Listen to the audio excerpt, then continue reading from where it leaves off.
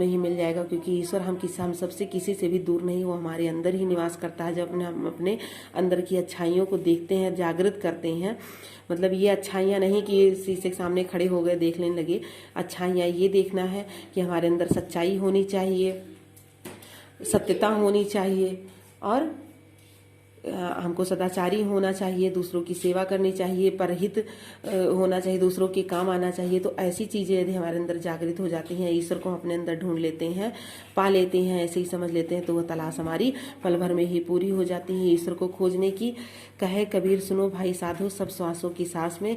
कबीरदास जी कहते हैं कि हे सज्जनों सुनो, जो ईश्वर है वह सभी की सांस में बसा हुआ है, आती जाती हर सांस में ईश्वर का निवास है। बस उसको समझने की आवश्यकता है, सच्चे ज्ञान की आवश्यकता है उसको जानने के लिए। ठीक है, तो ये आपका शब्द हो गया। दूसरे पद में भी, यहाँ दूसरे पद में रूपक के द्वारा, रूपक अलंकार में उपमेय में उपमान का भेद रहित आरोप हो जाता है। वहाँ पर रूपक अलंकार होता है, तो रूपक अलंकार के जरिए यहाँ पर समझाया गया है। इसको हम देखते हैं क्या है। संतो भाई आई ज्ञान की आंधी रे।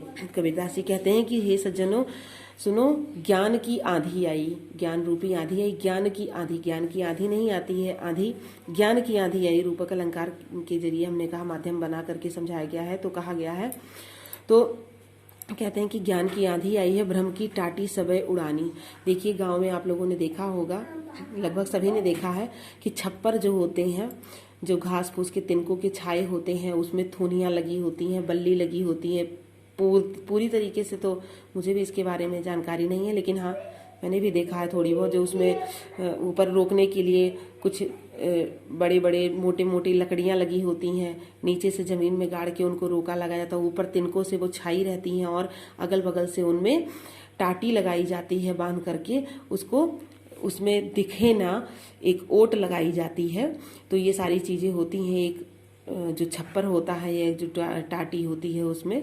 तो संतो भाई, तो कबीरदास जी कहते हैं कि ज्ञान रूपी आंधी आई है, तो भ्रम की टाटी सब उड़ानी। भ्रम रूपी टाटी लगी हुई थी, यहाँ पर जो टाटी लगी हुई थी वह क्या हो गई, उड़ानी, वह उड़ गई। माया रही न बांधी, और माया जो बांधी हुई थी वह क्या है, बांधी नहीं रह गई। छप्पर में जैसे छप्पर छाया होता है, तो टाटी लगा करके ओट किया रहता है, आड़ की रहती है। तो वह जब आंधी आती है तो वह हवा अंदर घुस गई, उसको उसने उड़ा दिया। तो ज्ञान रूपी आंधी का जो तेज झोंका था वह उस टाटी को उड़ा करके